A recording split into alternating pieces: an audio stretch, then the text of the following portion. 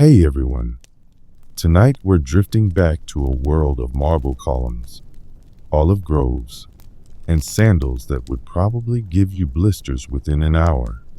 Ancient Greece, the land of philosophers, poets, and people who believed drinking wine mixed with seawater was an acceptable lifestyle choice.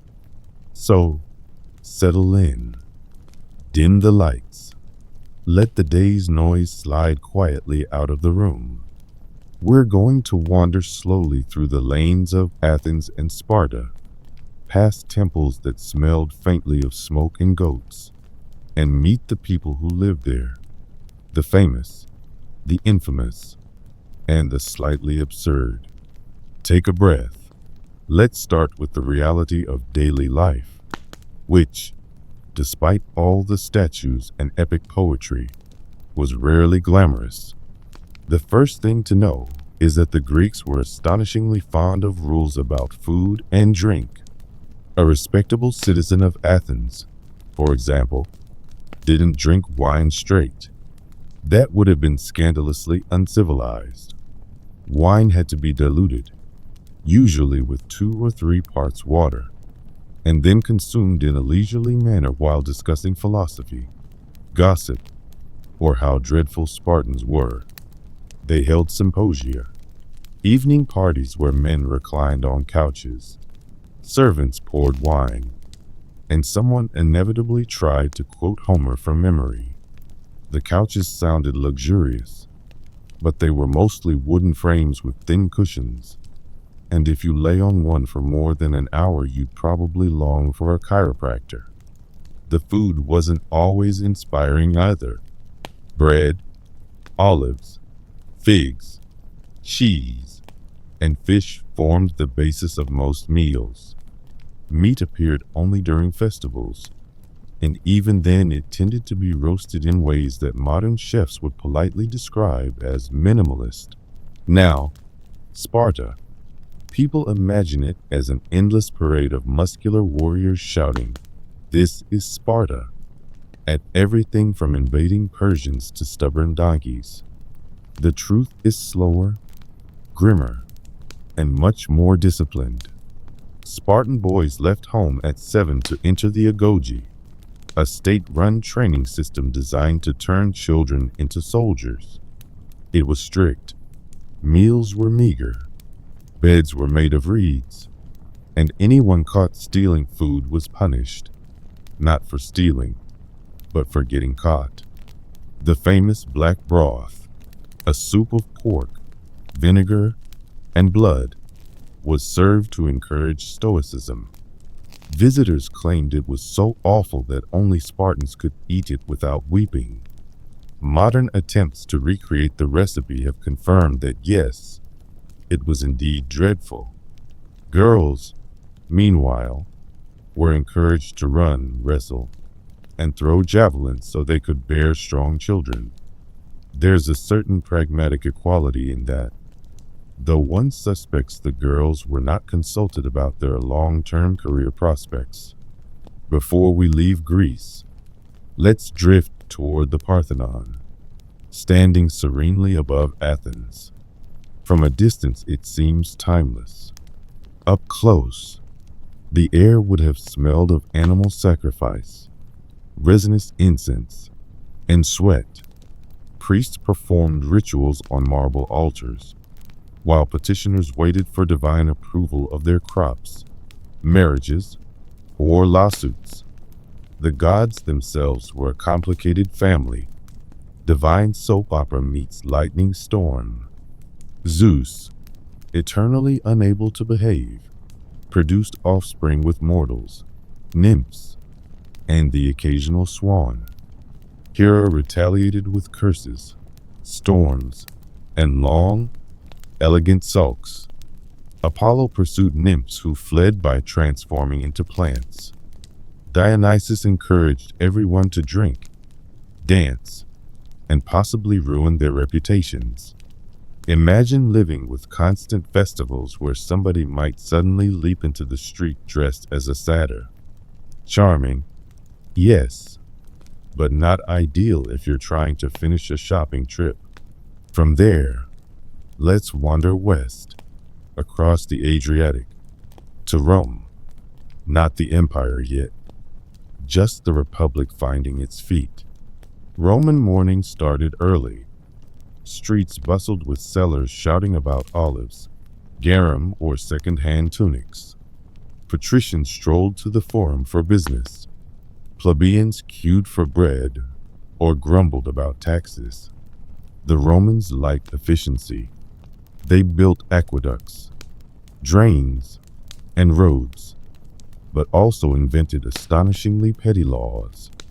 A senator might spend half a day debating whether purple stripes on a tunic were too wide for someone of minor office. And yet, alongside the discipline, Romans had a streak of melodrama. Feasts stretched late into the night, with couches, platters of roasted birds, and conversations about philosophy that often ended in light swordplay or poetry recitals. Some guests brought their own chefs, just in case the host's cook failed to produce satisfactory flamingo tongues. While we're here, let's meet a man called Claudius. History remembers him as awkward, a scholar who limped, stammered, and somehow tripped his way onto the imperial throne. Courtiers underestimated him so thoroughly that he survived the poisonous intrigues that killed far bolder relatives.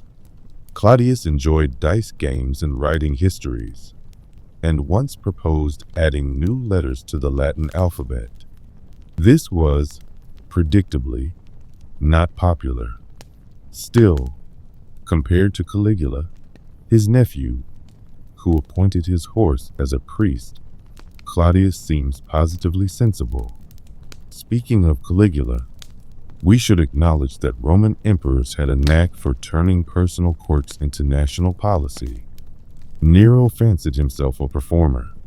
He sang, acted, and insisted senators attend his concerts, which sometimes lasted hours. Courtiers learned to feign rapture while quietly praying for an early intermission. Then there was Commodus, who styled himself as Hercules Reborn and enjoyed fighting wild animals in the arena. Citizens applauded nervously while wondering whether their taxes were funding lion snacks. Let's drift north now, into misty forests where tribes gathered around smoky fires. The so-called barbarians of Europe were not quite the perpetual marauders Roman writers described. Many were farmers with an enthusiasm for ironwork and storytelling. Their kings relied on fragile alliances sealed with gifts of amber, mead, or daughters in marriage. Leadership often hinged on personality rather than paperwork. A chieftain who distributed enough silver could maintain loyalty, at least until someone else offered more. This made politics unpredictable, but also strangely human. Across the Channel, early Britain was busy fending off Romans, then adopting Roman baths with enthusiasm. A villa owner might enjoy mosaics of dolphins and mythological heroes while simultaneously worrying about sheep theft. After Rome's retreat, the island filled with competing kingdoms: Northumbria, Mercia, Wessex. Their rulers issued coins with rather hopeful portraits and occasionally attempted diplomacy via monks bearing slightly wilted gifts. Speaking of monks, medieval monasteries deserve a moment. They were meant to be havens of prayer and study. In reality, they combined devotion with an alarming amount of bookkeeping. Monks copied manuscripts, tended gardens, and debated whether certain cheese counted as fasting food. Some monasteries produced excellent ale, which conveniently supported long theological discussions. Occasionally, tempers flared over matters as weighty as who had borrowed the best quill. Chronicles hint at quiet feuds disguised as pious concern about the correct placement of commas in psalms. Before we pause, let's visit a royal court, perhaps France in the later Middle Ages. Picture velvet drapes, polished floors, and a king who looked majestic until he attempted to dance.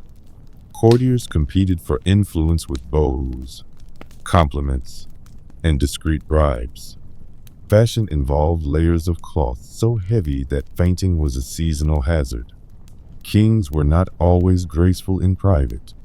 Charles VI of France once believed he was made of glass and refused to let people touch him for fear of shattering. Meanwhile, his cousin Richard II of England preferred elaborate banquets to governance, leaving barons to grumble over venison pies. That's enough wandering for one stretch. We've drifted from the symposium couches of Athens to the nervous splendor of French halls, collecting a quiet trail of human oddities along the way. In the next part, we'll keep meandering through Renaissance courts, Ottoman harems, and perhaps a few forgotten islands where minor royals tried very hard to matter.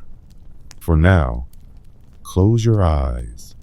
Let marble columns and candlelit chambers blur together, and rest in the soft absurdity of history. Hey, everyone. Welcome back. If you're still with me, possibly already horizontal and half asleep, let's keep drifting through the sun-bleached streets of ancient Greece, where philosophy, politics, and sheer nonsense lived side by side. Imagine the Aegean just after dawn, fishing boats returning, goats bleating somewhere offstage, and an ambitious young man reciting poetry at a rock because no one else is awake. That was roughly the cultural baseline. Greece was the birthplace of democracy, theater, geometry, and also a surprising number of ways to be catastrophically unpleasant. Let's settle near Athens in the 5th century BCE, the so-called Golden Age. The air smelled faintly of olives and unresolved arguments.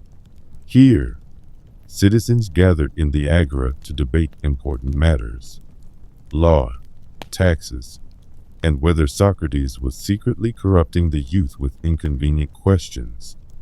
Democracy was still experimental, more committee meeting in a courtyard than shining beacon of liberty.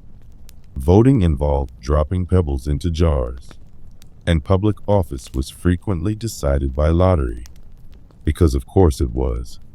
Drifting a little further, we meet Pericles, statesman, general, occasional art patron, and proud owner of a skull so long that contemporaries nicknamed him Onion-Headed. He presided over Athens during its cultural peak, supervising the Parthenon and hosting intellectual salons. He also steered the city into the Peloponnesian War, a conflict that lasted nearly 3 decades and ended about as well as you'd expect. Still, Pericles gave speeches so calm and elegant that even when announcing disaster, he sounded like he was offering everyone tea.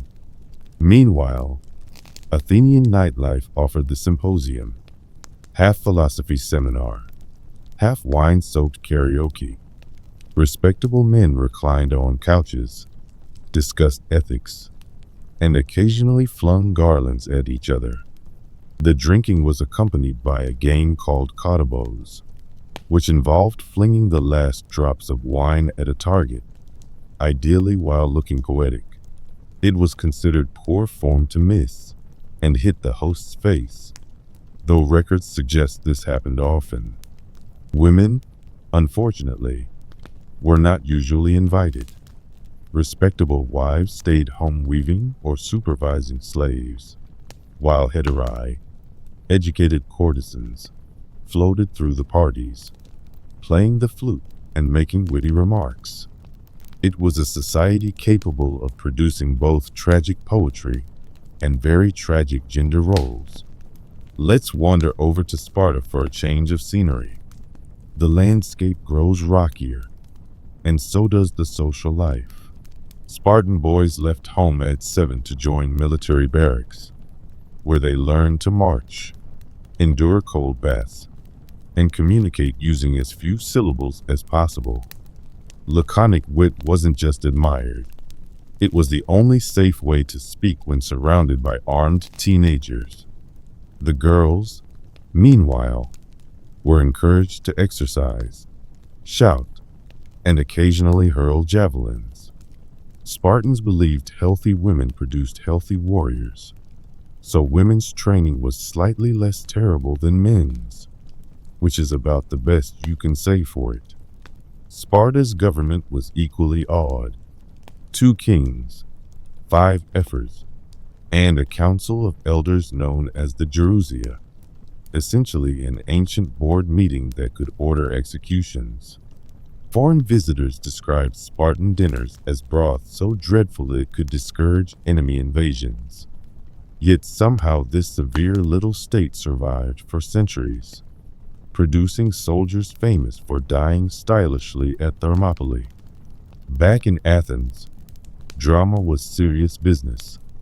The city built huge open-air theaters, where citizens sat on stone benches for entire days, watching tragedies about hubris, revenge, and people stabbing each other over inheritances. Playwrights competed at festivals, hoping to win wreaths of ivy and the occasional cash prize. Aeschylus, Sophocles, Euripides, all wrote works exploring why mortals should never irritate the gods.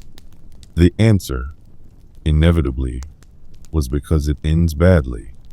Then there were the philosophers. Socrates wandered barefoot, pestering everyone with questions like, "What is virtue?" until the authorities decided they preferred their streets free of disruptive logic. His pupil Plato founded a school called the Academy, where thinking very hard was the main extracurricular activity. Aristotle, Plato's student, expanded this into an early encyclopedia of everything: politics, zoology, weather patterns, possibly because he couldn't stop writing once he started. Daily life in Greece was less glamorous. Most people farmed, baked barley bread, and tried not to offend capricious neighbors. Slavery underpinned the economy. Temples required constant cleaning, and market sellers loudly promoted figs, fish, or dubious perfumes. Privacy was rare, walls were thin, and everyone seemed to know who owed whom for last month's olive oil. Let's drift across the sea to the islands. On Delos, merchants hawked amulets, while priests collected offerings for Apollo. Crete preserved legends of the Minotaur, though locals likely rolled their eyes whenever tourists mentioned labyrinths. Rhodes built a colossal bronze statue, only for an earthquake to knock it over within 60 years, proving that even miracles have maintenance issues. As we float further through time, Macedon appears on the horizon. Philip II transformed this rural kingdom into a powerhouse, partly by reorganizing the army, and partly by marrying about 7 times.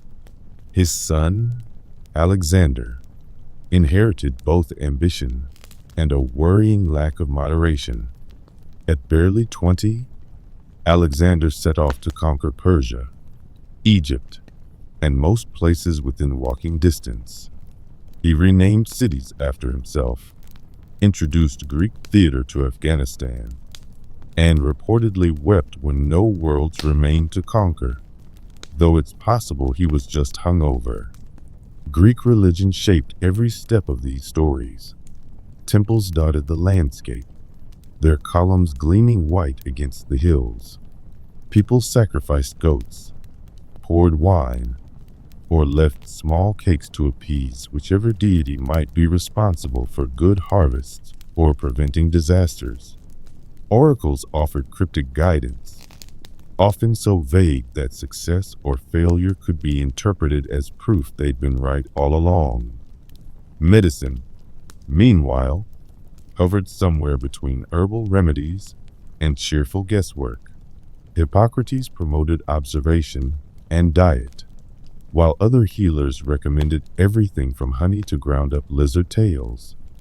Dentistry involved string, determination, and very little anesthesia. We can't leave without mentioning athletic festivals. The Olympic Games gathered competitors from across Greece to race, wrestle, and throw heavy objects for glory. Victors were rewarded with laurel wreaths, applause, and lifelong bragging rights. Everyone else got sunburn and a reminder that sand is an unwise running surface. As dusk settles on our imaginary Aegean, life in ancient Greece seems both grand and deeply inconvenient. People composed immortal poetry and also queued for communal toilets. They debated justice while worrying about mildew on the grain. They pursued knowledge, art, and moderately functional plumbing with mixed success. So, if you're listening as sleep begins to creep in, picture yourself wandering through a starlit olive grove. Maybe Socrates is somewhere nearby, interrogating an unsuspecting shepherd. Maybe a Spartan is sighing over his supper of ominous broth. And maybe you've already drifted into dreams, which is exactly where the ancients would expect any sensible person to be by now. Hey again. If you're still awake, congratulations, or condolences, depending on how committed you were to falling asleep. Either way, let's wander away from the olive groves of Greece and step quietly into the draughty halls of Europe's royal courts, where velvet, candle smoke, and questionable decision-making went hand in hand. Picture a long corridor in a Renaissance palace. The floor is polished to a mirror. Tapestries sag gently against the stone. Somewhere, a lute is being tuned by a servant who would rather be anywhere else. This is where dynasties plotted, bickered, and occasionally produced heirs sturdy enough to survive childhood. Emphasis on occasionally. Let's begin with Charles II of Spain, also known as El Hechizado, the Bewitched. His nickname wasn't a compliment. Charles was the unfortunate result of 2 centuries of Habsburgs marrying each other with great enthusiasm and very little genetic foresight.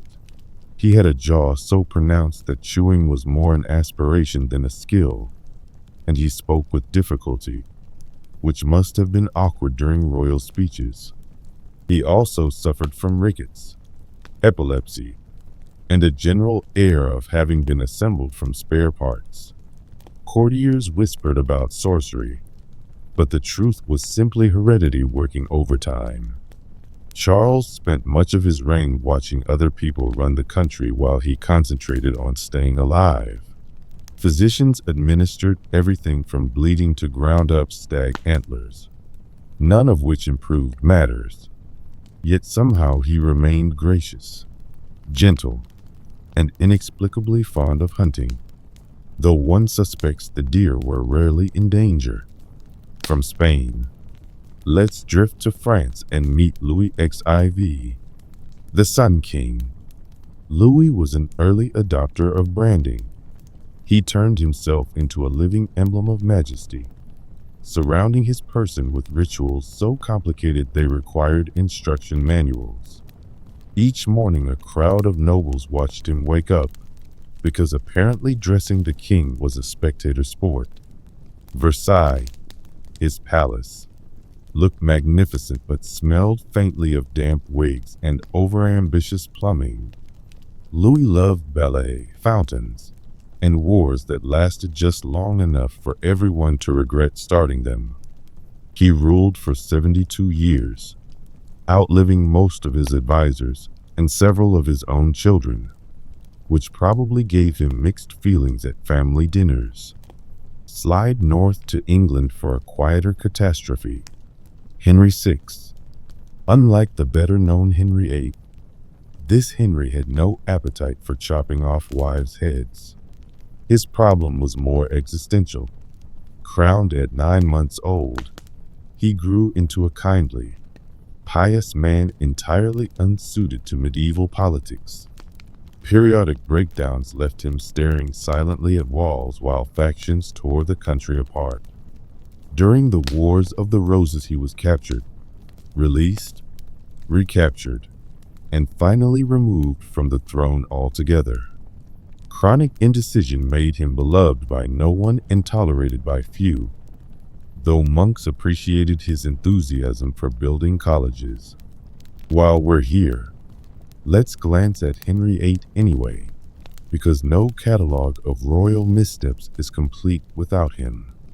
Henry began as a sporty golden boy, fond of music and hunting. Then he discovered that absolute power combined beautifully with impatience. 6 marriages, 2 annulments, 2 executions, and 1 unfortunate case of probable syphilis later. He had re-engineered the English church, bankrupted the treasury, and gained a waistline large enough to require winches for mounting horses. Court musicians continued to compose flattering madrigals, which must have been challenging when the subject was both terrifying and wheezing. Shift eastward to Russia, where Ivan IV earned the cheerful title, the Terrible. At first, he was promising, educated, reform-minded, keen on reorganizing law codes. Then he discovered paranoia and didn't look back. He created the Oprichnina, a personal police force distinguished by fondness for black clothing and confiscating property. Ivan once struck his own son during an argument, fatally, and spent his later years oscillating between repentance and more confiscations. Despite everything, he found time to commission illuminated manuscripts and discuss theology, suggesting even autocrats enjoy bedtime reading. Let's rest a moment in the Austrian court of Maria Theresa, a ruler both competent and chronically worried.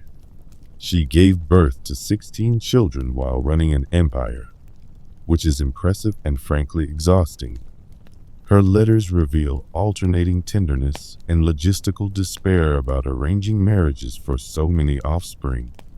One daughter, Marie Antoinette, famously married into French politics, where she discovered that suggesting cake as famine relief was not an ideal public relations strategy. Over in Prussia, Frederick William I cultivated an obsession with very tall soldiers. He scoured Europe for men above 6 feet, forming the Potsdam Giants, an elite regiment that mainly existed for him to admire. He paid enormous bounties for recruits, sometimes persuading tall strangers to marry equally statuesque women in hopes of producing future giants. Military historians remain puzzled about the tactical value of a parade taller than its commanding officer. If you're not yet asleep, let's tiptoe into Scandinavia and meet Christina of Sweden. Crowned as a child, Christina grew up reading philosophy, staging debates, and refusing most courtly expectations. She wore men's clothing, collected art, and eventually abdicated to become a Catholic intellectual in Rome, shocking pretty much everyone. Her library was excellent, her finances less so, and she left historians with an enjoyable puzzle about personal freedom versus royal duty. Now a gentle stroll to the Ottoman court brings us to Ibrahim I, nicknamed the Mad. His reign was a mixture of lavish generosity and unhelpful impulses. He once ordered the palace fish pond emptied so he could catch fish with his hands. He also filled rooms with silks and furs, sometimes rolling in them to improve circulation. Grand viziers spent much of their energy discreetly steering him away from irreversible policy decisions, with limited success. Across the channel again, James VI and I of Scotland and England deserves a brief lullaby. James loved theology, hunting, and writing earnest books about witchcraft. despite being convinced that half the population might be plotting spells against him. He commissioned the King James Bible, a literary triumph, and simultaneously lectured courtiers on the dangers of tobacco while enjoying several pipes a day. His nervous energy found an outlet in excessive letter writing, some of which survive mostly to prove that monarchs also struggled with tidy handwriting. Europe's palaces were full of such figures, people born into splendor, but hampered by frail health, odd convictions, or the relentless need to keep cousins from seizing the throne. Servants padded softly across flagstones. Astronomers waited in courtyards with charts predicting eclipses. Cooks wrestled with banquets involving swans disguised as other swans. Life at the top offered plenty of silk, but not much sleep. As the candles burn lower in our imaginary hall, picture these sovereigns settling for the night. Charles II, jaw aching, murmuring prayers against sorcery. Louis XIV reclining under embroidered draperies, secretly pleased with the mirror arrangement. Ivan IV brooding over sums between regrettable policies. Even Henry VIII, propped by cushions, wondering if tomorrow's breakfast might improve everything. They were rulers, yes, but also just people, fallible, restless, and occasionally baffled by their own choices, which makes them rather good company for anyone trying to drift gently off to sleep. Welcome back, or perhaps welcome forward if you napped somewhere during part 3. That's perfectly acceptable. This series is designed to reward both concentration and dozing. Tonight we'll stay in Europe, but open a few heavier doors. Rooms where superstition mixed with politics, where royal tempers rattled the rafters, and where entire dynasties plotted over lukewarm wine. Imagine, to start, the dark paneled study of Philip II of Spain. He's hunched over maps by candlelight, expression as cheerful as an abandoned monastery. Philip ruled an empire where the sun famously never set, though it often felt like it was soaking behind clouds. He micromanaged everything, reading reports on the humidity in colonial storehouses. He also collected clocks and religious relics, possibly hoping they'd keep time and eternity under control. His seriousness was legendary. Courtiers whispered that his smiles required papal approval. Yet for all his stern habits, Philip loved gardens, carefully planning pathways at El Escorial so monks could enjoy orderly strolls while contemplating mortality. From Spain's paperwork enthusiasts we slip into Denmark, where Christian VII reigned while battling fragile health and unsteady moods. He preferred pranks to governance, famously slapping courtiers with gloves for sport. Affairs of state soon fell to his physician, Johann Struensee, who introduced Enlightenment reforms and a rather unprofessional affection for the Queen. Predictably, this triangle ended with Struensee's execution and Christian sent on therapeutic carriage rides. The moral, if there is one, keep your doctors away from your throne and your spouse, preferably in that order. Let's wander south to Florence, meeting Cosimo I de' Medici, a duke whose ambitions outgrew his patience. Cosimo modernized Tuscan administration while also commissioning portraits that quietly suggested he might be a marble statue in human disguise. He enjoyed parading in armor, even at breakfast. Beneath the grandeur he was practical, arranging marriages with an eye for alliance rather than romance. Medici weddings often resembled business mergers, though with slightly better music. Over in England, Mary I, remembered unfairly as Bloody Mary, offers a different bedtime story. Her early life was a catalog of parental divorces, political reversals, and nervous tutors. When she finally inherited the throne, Mary poured her anxieties into restoring Catholicism, producing burnings at Smithfield and an unfortunate PR problem that still shadows her name. Away from politics, she was shy, musically gifted, and fond of small dogs. History rarely pauses to mention the pets. Crossing to Scotland, we find Mary's cousin, Mary, Queen of Scots, a woman destined to appear in tragic plays and slightly overlong films. Her marriages were chaotic even by 16th century standards.